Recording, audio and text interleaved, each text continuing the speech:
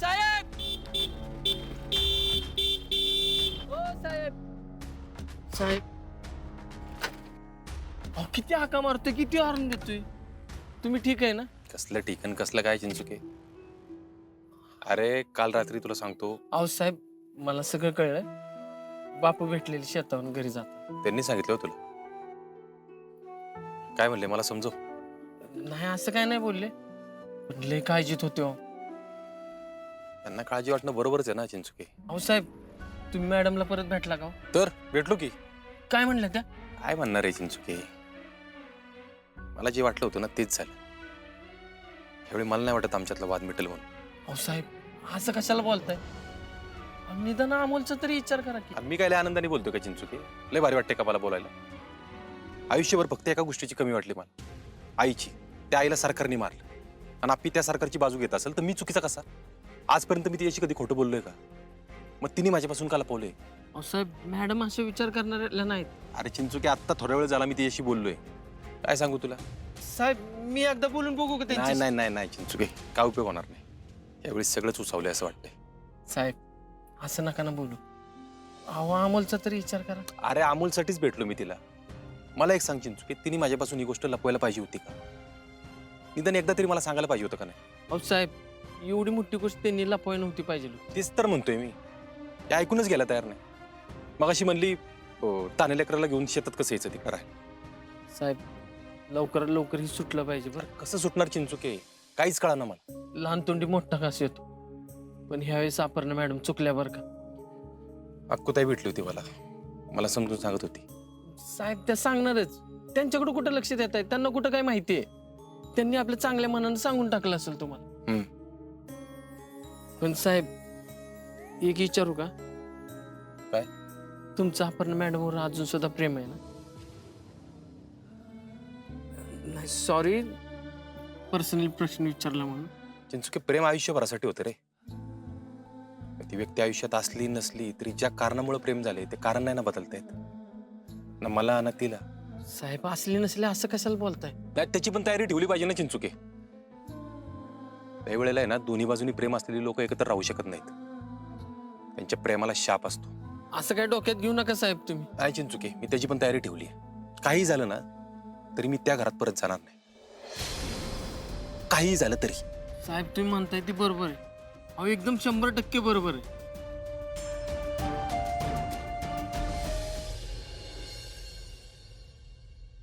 काय म्हणली तुम्हाला अप्पी मला फोनवर म्हणली मम्मीला आणि बापूंना घेऊन घरी जा मी आलीच देवा बाबा जे काय असेल ना ते चांगलं होऊ दे बस.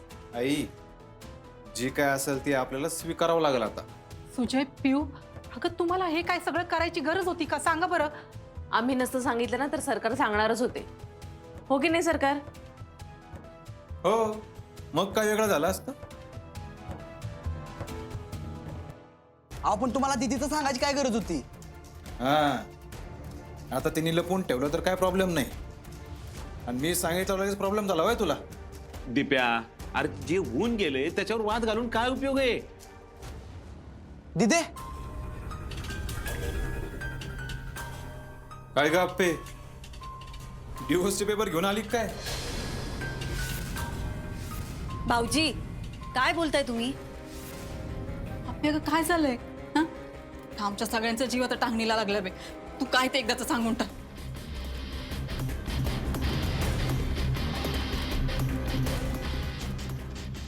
माझी बदली झाली आहे उत्तराखंडला.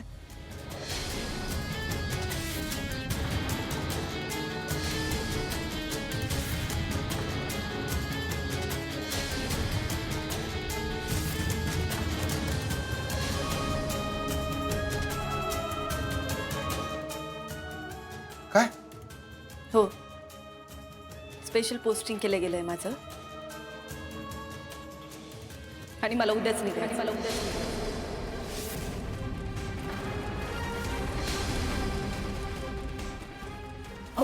उद्या भैया मग आता ग अगं मग तू काय सांगितलंस. मम्मी अगं मी काय सांगणार होते त्यांनी मला विचारलं नाहीये. अगं सुषमा बरोबर आहे की तिला तसं वरून आदेश आला असेल. आयुष्यपत दिदे म्हणजे तू उत्तराखंडला जाणार होय? दिप्या तुझं तुझं काय चाललंय? आणि तू घापे, तुला कळत नाही महत्व कशाला द्यायचं ते? हे बघ, तू त्यांना नाही सांगायला पाहिजे होतंस. अगं बाई, आधी तुझं आणि अर्जुनरावांचं भांडण मिटायला पाहिजे, मग जा होतं. अगं मम्मी तू असं कसं बोलतेयस? मी केलेल्या कामामुळे मला ही संधी मिळाली आहे. हा, अगं बरोबर आहे सुषमा, तू जरा थांब. काकी, अहो उलट आपण तिचं अभिनंदन करायला पाहिजे. हा, एका वर्षात तिला केवढी मोठी संधी मिळाली आहे. आप्पे, खरंच मनापासून अभिनंदन तुझं. खरंच आप्पे, अगदी मनापासून अभिनंदन तुझं. आता अगं आपे, पण हे घरात सगळं असं असताना अहो घरचं आहेच हो. पण हप्प्या, अगं खरंच तुझं अभिनंदन करायला पाहिजे.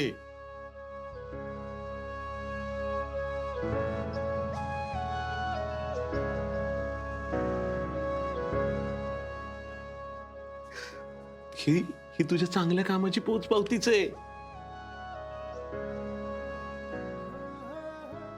अभिनंदन. आणि खरंच अगं मलाच काय, सगळ्यांना अभिमान वाटेल बघ तुझा आता. दिदे, आता काय करायचं? मग मी तेच तर म्हणते ना, तुमचंच काय तर चालू आहे. अभिनंदन अभिनंदन. कसं करायचं म्हणजे? आप्पे, तू जा तिकडं. आता एवढं सोपं आहे का ते? अरे ऐकून तर घ्या माझं. आप्पे, अगं तू जा म्हणजे एकटी जाऊ नकोस. तुझ्यासोबत अर्जुनला मीनाला घेऊन जा, म्हणजे बरं वाटेल त्यांना. अहो पण अर्जुनराव तयार होतील का? होय, ते पण आहे. अमोलला सोडून राहू वाटेल त्याला? नाही नाही नाही, म्हणजे ते आणि विनायकराव सगळ्यांना जीव लावणारी माणसं आहेत. मग अमोलवर तर केवढा जीव असेल ना त्यांचा. जीव आहेच मम्मी. दाजी अमोल शिवाय राहूच शकणार नाही. येईल ना मग तो. तुला त्याला तयार करावं लागेल आप्पे.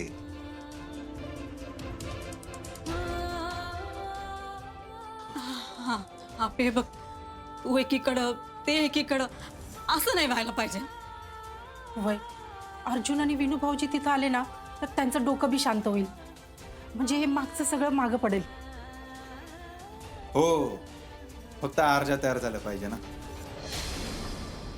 एरवी तो ऐकतो आप्पीचं सगळं, पण आता ऐकायला का नाही माहित नाही. अहो का नाही ऐकणार? ऐकल की. आप्पे, तू परत भेटलीस का ग भाऊजींना? हो, आज ऑफिसला जाण्याआधी भेटलो होतो आम्ही. मग काय झालं ग? भांडण.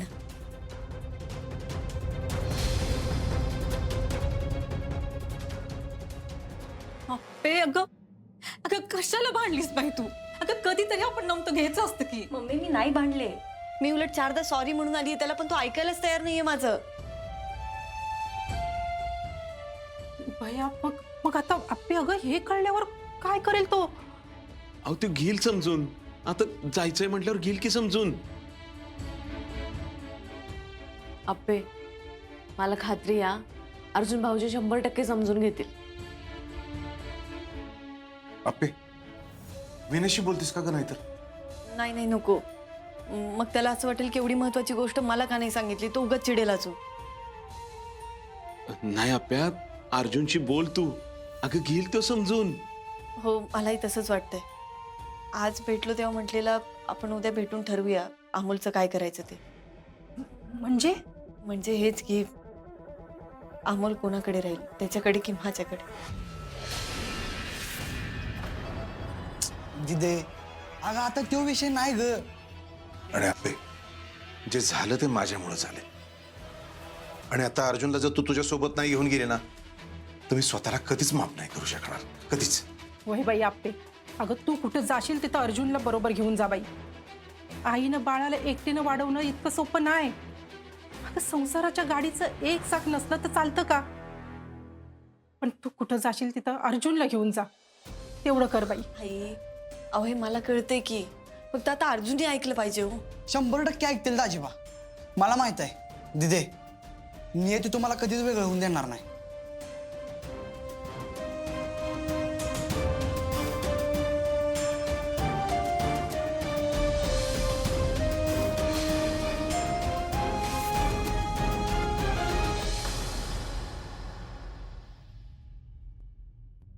हे घ्या मामनजी. मामनजी ओ कदम, वहिनी काय म्हणतात? कुठं लक्ष आहे तुमचं? त्याला घरची आठवण येते.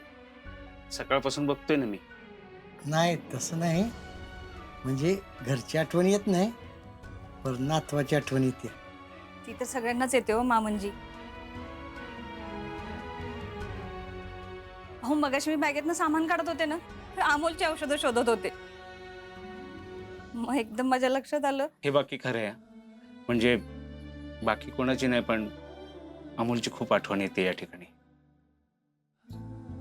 तानं लेकरू आहे र, उगाच भराडलं जायला नको आपल्या भांडणात. नाही नाही नाही कदम, असं नाही काय होणार. आप्पीशी बोलून आलोय मी. काय?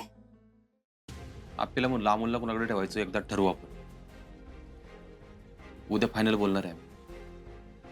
अजून काय बोललास? काय नाही.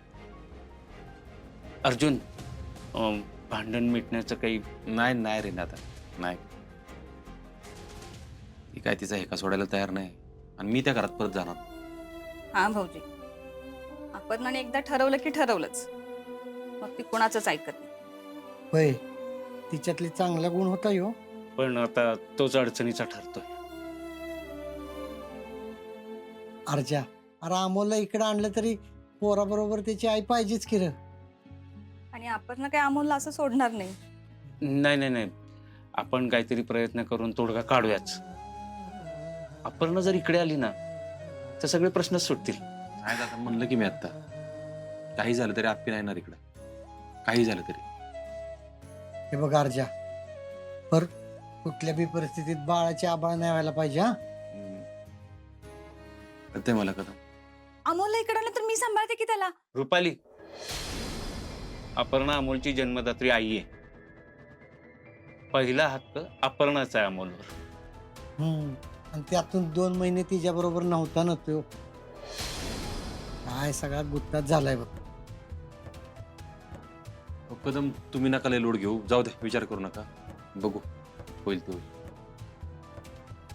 भाऊजी, तुम्ही अपर्णाशी बोलून बघा ना, म्हणजे तिलाच इकडे घेऊन येण्याचा प्रयत्न करा की. वहिनी, या गोष्टीवर विचार करून करून डोकं फुटायची वेळ आली आहे माझी.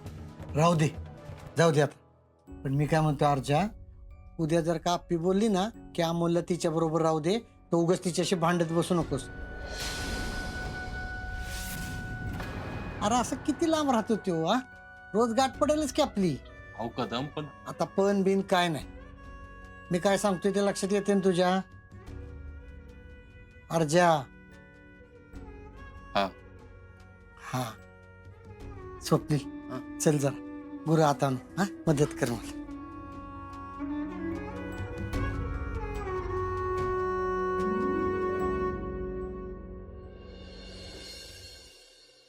बांधलं नीट? होय स्वप्नील, तुला आणि रुपालीला जमतंय नाही तर? नाही म्हणजे तुम्हाला असल्या गोष्टींची सवय नाही ना. अरे उलट इथं खूप चांगलं वाटतंय, मोकळं वाटतंय बघ एकदम. काय म्हणतोय खरं? अरे मनापासून बोलतोय मी. हा, आता आईबद्दल थोडं वाईट वाटतंय, पण ती काय इकडे येणार नाही. होय र, त्या बाईने एक लय भोगलं बघा. मला काल काय वाटलं माहिती का विनय काका? सरकार मनी मावशीला बघायला गेलेले आणि लग्न आईसोबत झालं. सरकारांना ना मनी मावशी सारखीच बायको पाहिजे होती. त्या बाईचं नाव नको काढू बाबा, तिच्यामुळे ते एवढं भोगायला लागले. अख्खं घर भरडलं गेलं बघ. तू, वर्षा काकी, आई, मी, रुपाली, सुजय, अपर्णा, अर्जुन, आत्या. तायडी संघ बी लय वाईट वागला तो. विनय काका, मी ते घर का सोडलं माहितीये का? तू अर्जुनला बोलू नकोस, नाहीतर आणखीन चिडेल तो. म्हणजे तुमचं कारण आहेच, पण पण काय? अपर्णानं आत्याला बाहेर काढलं होतं तेव्हा सरकार तिला हॉस्पिटलला घेऊन गेले होते माहिती आहे ना. तेव्हा काय तेव्हा ती परत आली तर ती बरी होऊ नये म्हणून सुजय आणि सरकार तिला इंजेक्शन द्यायचे. सांगतोस काय? मी ऐकलं ना तेव्हा पायाखालची जमीन हादरली माझी. मी ठरवलं या घरात थांबायचंच नाही. हा माणूस कुठल्याही थराला जाऊ शकतो. आपले वडील असं वागू शकतात, कसं स्वीकारायचं विनय काका? होय खराय रे. म्हणून तर मी म्हणतोय अपर्णा आणि अमोलला इकडे घेऊन येऊ आपण. काय ते दोघेच आहेत तिकडं, आपल्यापैकी कोणीच नाही. अरे आपण अमोल आप्पी सोबतच राहायला पाहिजे ना. हो पण हे अपर्णाला कळायला पाहिजे ना. आता तिचं मन एक मोठं आहे, तिनं माफ केलं म्हणून ती तिथं आहे. नाही नाही नाही विनय काका, तू काहीही करू नये ना, अपर्णा आणि अमोलला इकडे घेऊन ये. नाहीतर अमोलला तरी घेऊन ये. अरे असं कसं करणार स्वप्नील? हा, वासराला कधी गायपासनं तोडत असतात का? अरे शेतकरी सुद्धा आधी वासराला दूध पिऊ देतो, मग स्वतःसाठी घेतो. आणि मी तर शेतकरीच आहे ना, मी कसं माझ्या लेकराला वेगळं होऊ देईल? हा, आणि आपल्या आप्पीना लय खमकी आहे बघ, ती अमोलला काय होऊ देणार नाही. चल बाकीची गुरु घेऊया. हा चल.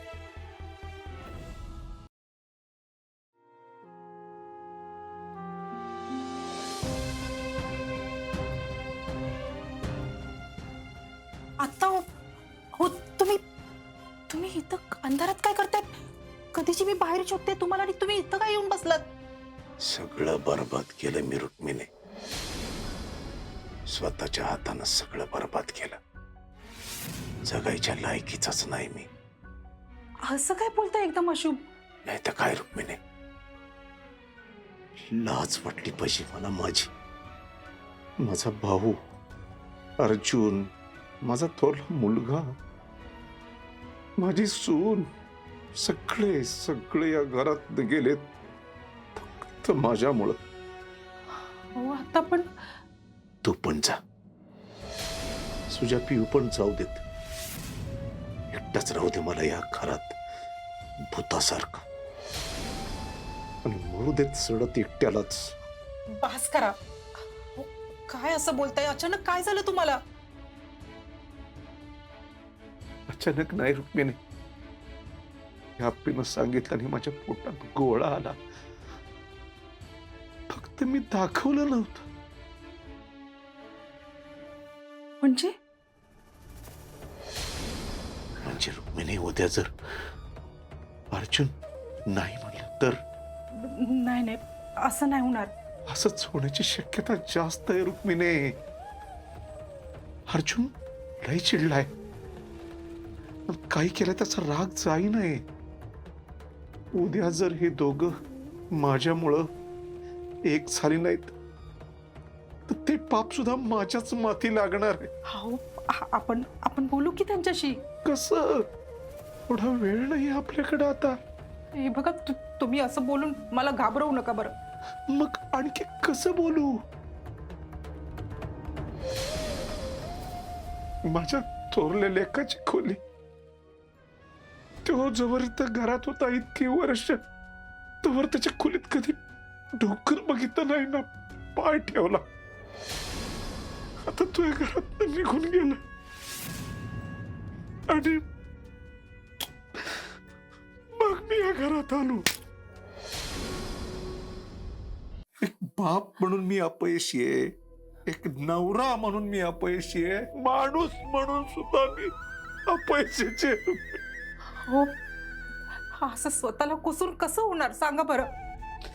मग मी आणखी काय करू रुक्मिणी? हे बघा जे बिघडवलंय ना ते नीट करा. कसं रुक्मिणी कसं? ते आता मला बी नाही माहित. तू कायस माझ्या संग? का? कारण मी तुमची दोन्ही रूपं बघितली. म्हणजे आता तुम्ही वागलात ते चुकीचंच आहे बघा.